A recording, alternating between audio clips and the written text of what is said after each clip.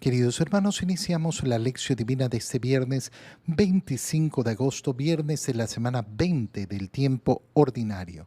Por la señal de la Santa Cruz de nuestros enemigos, líbranos, Señor Dios nuestro, en el nombre del Padre, y del Hijo, y del Espíritu Santo. Amén. Señor mío y Dios mío, creo firmemente que estás aquí, que me ves, que me oyes. Te adoro con profunda reverencia, te pido perdón de mis pecados y gracia para hacer con fruto este tiempo de lección divina.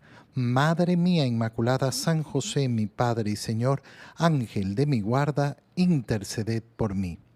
En este día viernes, en la primera lectura, leemos el libro de Ruth, capítulo 1, versículos 1, 3 al 8, 14 al 16 y 22. En tiempo de los jueces hubo hambre en el país de Judá, y un hombre de Belén llamado Elimelech se fue a residir con Noemí, su esposa, y sus 2 hijos a la región de Moab. Murió Elimelech, y Noemí se quedó sola con sus 2 hijos. Estos se casaron con 2 mujeres moabitas. Una se llamaba Orpá y la otra Ruth. Vivieron ahí unos 10 años y murieron también los hijos de Noemí, Malón y Quilión, y ella se quedó sin hijos y sin esposo. Entonces decidió abandonar los campos de Moab y regresar al país de Judá con sus 2 nueras, porque oyó decir que el Señor había favorecido al pueblo y le daba buenas cosechas. Se pusieron pues en camino para volver a la tierra de Judá. Entonces Noemí dijo a sus 2 nueras: vuélvanse cada una a casa de su madre, que el Señor tenga piedad de ustedes, como ustedes la han tenido con mis hijos y conmigo. Ellas rompieron a llorar y Orpá besó a su suegra, Noemí, y se volvió a su pueblo. Pero Ruth se quedó con su suegra. Entonces Noemí le dijo a Ruth: tu concuñada se ha vuelto a su pueblo y a sus dioses. Vuélvete tú también con ella.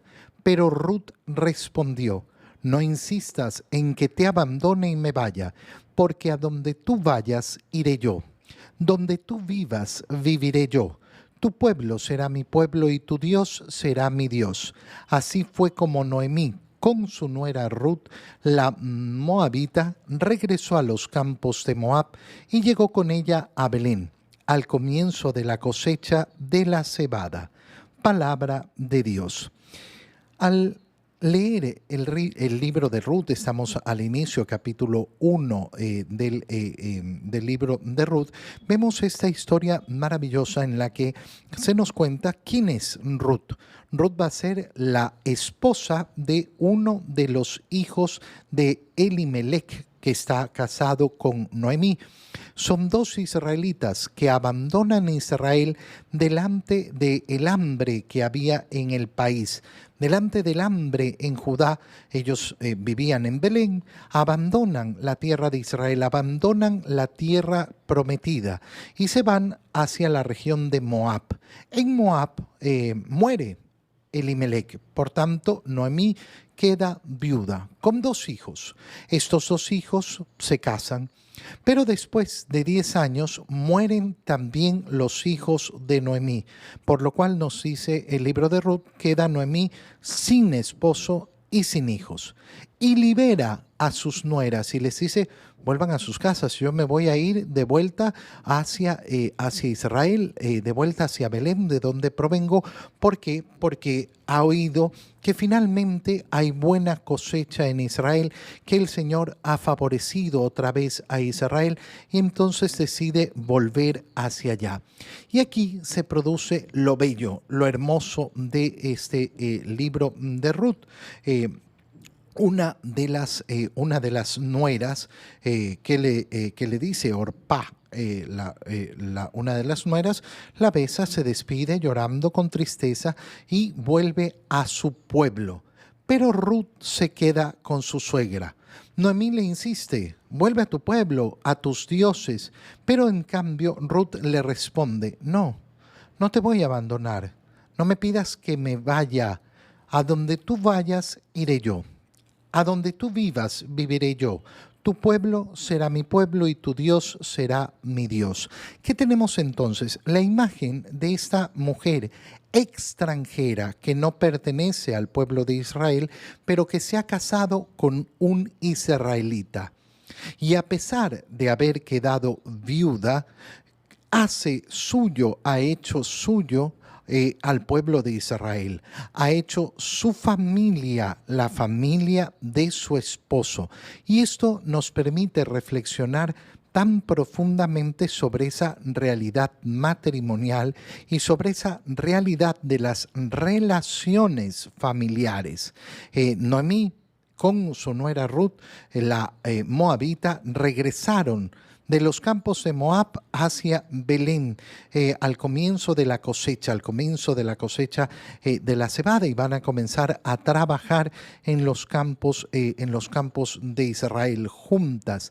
Y vamos a ver a lo largo del libro de Ruth cómo va a ir cambiando la suerte de estas mujeres, pero cómo va a ir cambiando, favorecidas efectivamente por ese amor, por esa dedicación que ha dado justamente esta nuera a su suegra, por esa unión profunda y verdadera. ¿En qué se basa esta unión? En lo que Dios ha querido conformar a través del matrimonio. Y por eso es tan importante preguntarnos si nosotros tenemos fe verdadera en Dios. Cuando decimos que tenemos fe verdadera en Dios, tenemos que creer en su palabra. ¿Qué nos dice la palabra de Dios sobre el matrimonio?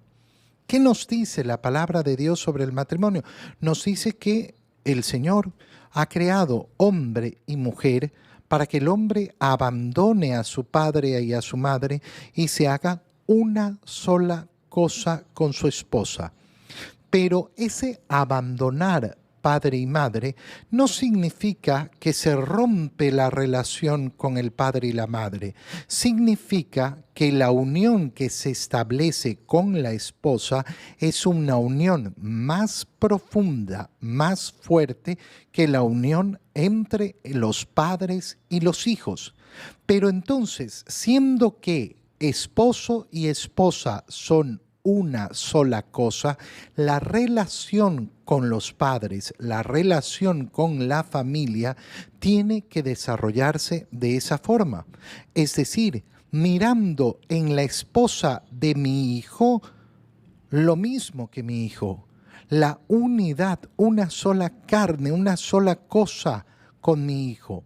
Dicho en otras palabras, ¿cómo debe amar la suegra a su nuera como a su propio hijo? Con el mismo amor con el que ama a su hijo.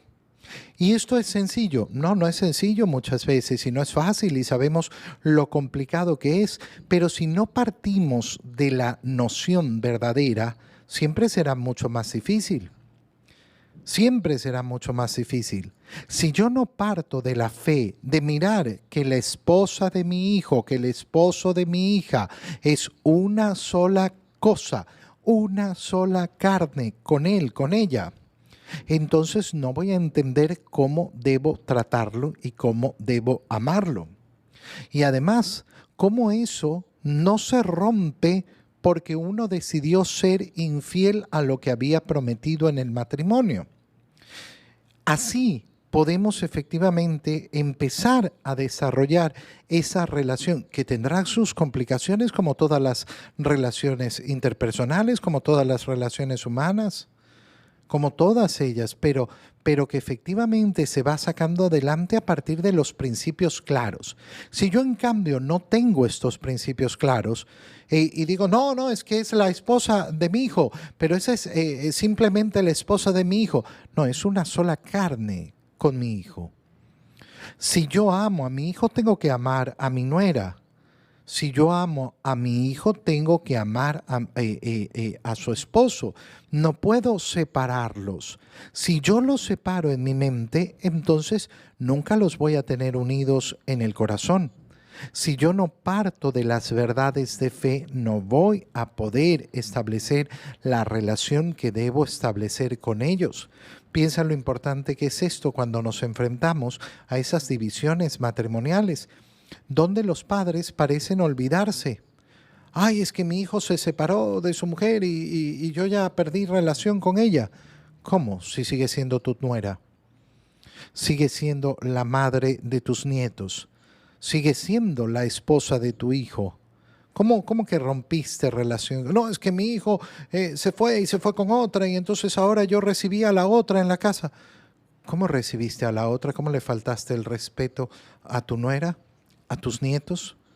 ¿Cómo no pusiste las cosas en orden? Oye, yo tengo una nuera, yo no tengo dos y tres nueras.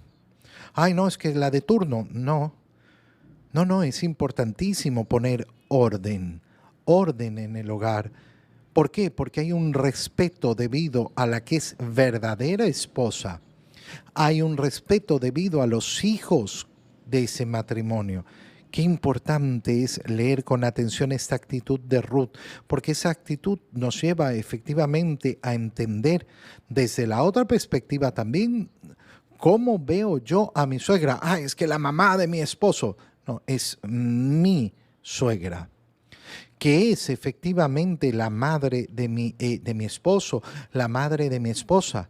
Y por tanto, yo tengo la necesidad de quererla, de estar unida a ella, de querer efectivamente formar esa unión, ese vínculo de amor familiar. En el Evangelio, leemos el Evangelio de San Mateo, capítulo 22, versículos 34 al 40. En aquel tiempo, habiéndose enterado los fariseos de que Jesús había dejado callados a los saduceos, se acercaron a él. Uno de ellos, que era doctor de la ley, le preguntó para ponerlo a prueba: Maestro, ¿cuál es el mandamiento más grande de la ley? Jesús le respondió: Amarás al Señor tu Dios con todo tu corazón, con toda tu alma y con toda tu mente. Este es el más grande y el primero de los mandamientos. Y el segundo es semejante a este: amarás a tu prójimo como a ti mismo. En estos dos mandamientos se fundan toda la ley y los profetas. Palabra del Señor. Vemos en la lectura del Evangelio cómo siguen esas preguntas al Señor, esas preguntas que vienen después de haberlo querido poner a prueba.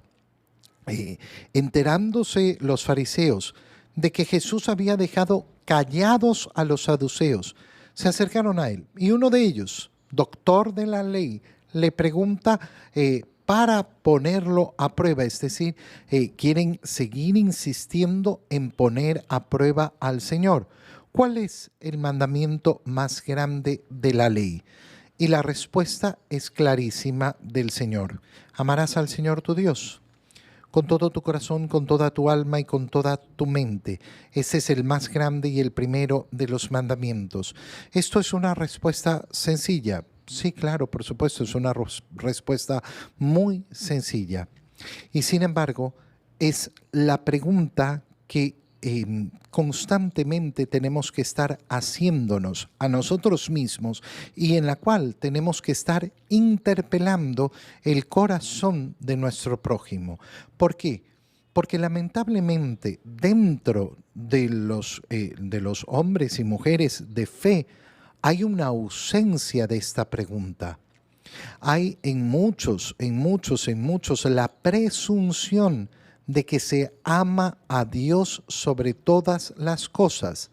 Pero hay una presunción de que yo conozco esto, yo sé la importancia que tiene Dios y pienso que como conozco la importancia que tiene Dios, como conozco que el primer mandamiento es amar a Dios sobre todas las cosas, lo hago. Y esto no es así. Una cosa es conocer la importancia del amor a Dios. Una cosa es conocer la importancia de Dios. Una cosa es conocer que el primer mandamiento es amar a Dios sobre todas las cosas. Y otra muy distinta es hacerlo. Conocer no es lo mismo que hacer. Y el amor no se vive en el conocer lo que debo hacer, sino en hacer lo que debo hacer.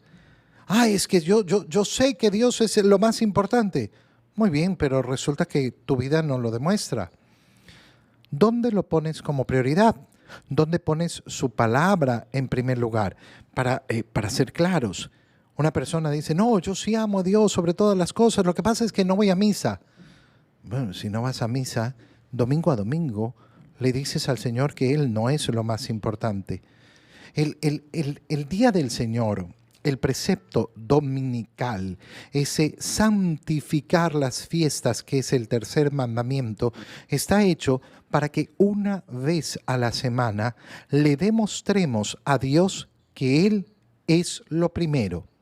Y es una forma tan baja de demostrar ese amor a Dios, esa prioridad a Dios. Una vez a la semana tenemos que detenernos de todas las otras actividades y decir, Dios es primero, no con el conocimiento, no con la boca, no con las palabras, no con las intenciones, no con las ideas, con los hechos, con las acciones. Y entonces, claro, no, yo no voy a misa, pero amo a Dios sobre todas las cosas. No, no lo haces. Resulta que yo no me confieso, no comulgo, pero Jesús, aquel que ha resucitado, que tú dices que efectivamente es aquel en el que crees, tu Mesías, tu Salvador, le dijo a sus apóstoles el día de la resurrección, reciban el Espíritu Santo, a quienes les perdonen los pecados les serán perdonados. Lo primero que ha hecho es mandar a sus apóstoles a perdonar los pecados. Pero resulta que tú no recibes ese sacramento de la confesión. No escuchas ese mandato que dio el Señor. Resulta que ese Jesús, que es el Mesías, el Salvador, el Hijo de Dios que ha venido al mundo, que ha muerto en la cruz por ti, ¿qué ha hecho en la última cena? Ha adelantado la ofrenda de su cuerpo y de su sangre, diciéndonos, toma y come, esto es mi cuerpo, toma y bebe, esta es mi sangre. Hagan esto en conmemoración mía. Y entonces, si yo no comulgo, ¿cómo es que Dios es lo más importante? ¿Cómo es que Dios es lo primero? ¿Cómo es que lo estoy amando con todo mi corazón, con toda mi alma? Cuando nosotros escuchamos el primer mandamiento, cuando escuchamos a Jesús respondiendo a esta pregunta, lo que estamos escuchando es justamente cómo el Señor nos manda a vivir la vida con prioridades, que es el modo de resumir nuestra existencia, de resumir nuestra vida. ¿A qué me refiero? Ama a Dios sobre todas las cosas significa abre los ojos, date cuenta de cuántas mentiras hay en este mundo, de cuánta falsedad hay en este mundo, de cuánta falsedad hay en este mundo. Y entonces, pon las prioridades verdaderas. Muchas veces vas a confundirte y te van a engañar, muchísimas, pensando que la prioridad era esto, que lo otro, que lo de más allá. Muchas veces pensarás que es que no podía, es que no podía, es que no podía. No es que no podía, es que no supiste establecer la prioridad, lo principal. No, no es que no podía. Esto yo lo corrijo mucho en el confesionario cuando la gente me dice, es que no pude ir a misa. ¿Y por qué no pudiste? Ay, es que me fui de viaje. Entonces no es no poder. Ay, es que tuve una reunión una familiar. Entonces no es no poder. Es no querer. El amor a Dios es siempre no querer, pero no nos gusta admitirlo, no nos gusta admitir que no he puesto a Dios en primer lugar. Qué interesante es, en todo caso, cómo el Señor, después de contestar la pregunta de este doctor de la ley, ¿cuál es el mandamiento más grande? Amar al Señor con todo tu corazón, con toda tu alma, con toda tu mente. Este es el más importante. Y el segundo, no le ha preguntado el segundo. Sin embargo, Jesús contesta además cuál es el segundo. Amarás a tu prójimo como a ti mismo. Y dice, en estos dos mandamientos se fundan toda la ley y los profetas. Estos dos están juntos, pero no significa que uno suple al otro. No, están juntos. ¿Qué quiero decir con que no suple al otro? Y esto es muy importante. ¿Cuántas veces yo le pregunto a las personas, cuáles son los actos de amor a Dios? ¿Cuáles son tus actos que representan, que muestran, que afirman tu amor a Dios? Yo ayudo a mis semejantes, yo ayudo a los necesitados, maravilloso, pero eso es amor al prójimo. Ah, eh, eh, eh, ¿Cómo amo a Dios? ¿Cómo amo a Dios? ¿Cómo amo a Dios? ¿Cuáles son las acciones de amor a Dios? Después, ¿cuáles son las acciones de amor al prójimo? Y las dos cosas tienen que estar siempre juntas y unidas. Te doy gracias, Dios mío, por los buenos propósitos, afectos e inspiraciones que me has comunicado en este tiempo de Lección Divina. Te pido ayuda para ponerlos por obra. Madre mía Inmaculada, San José, mi Padre y Señor, Ángel de mi guarda, interceded por mí. María, Madre de la Iglesia, ruega por nosotros. Queridos hermanos, reciban mi bendición en este día para que el Señor los cuide y los proteja en el nombre del Padre, y del Hijo, y del Espíritu Santo. Amén. Un feliz día para todos y un feliz fin de semana.